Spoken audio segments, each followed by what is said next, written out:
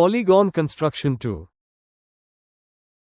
Now, let's look at how to inscribe a circle within a regular polygon. First, select any two sides of the polygon and bisect them.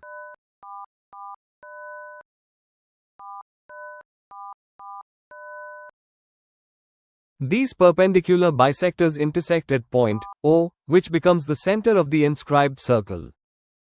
Then, mark point P, where one of the side bisectors intersects its corresponding side at a right angle. Finally, with O as the center and OP as the radius, draw the required circle.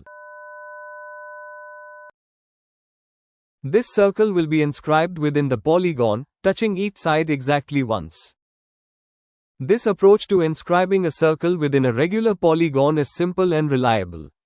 By using side bisectors, we can accurately locate the circle's center, and drawing the perpendicular ensures the circle perfectly fits within the polygon.